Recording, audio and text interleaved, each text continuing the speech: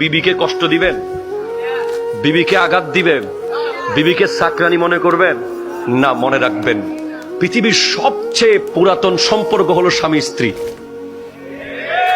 যুবকরা কথা কইতেছে না কেন? আরে তোমাদের বিয়ে হবে তো দোয়া করতেছি না আমি, দ্রুত করাই দিব ইনশাআল্লাহ, বলেন না?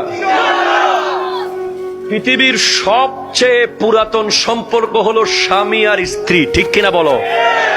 আদম আর হাওয়া।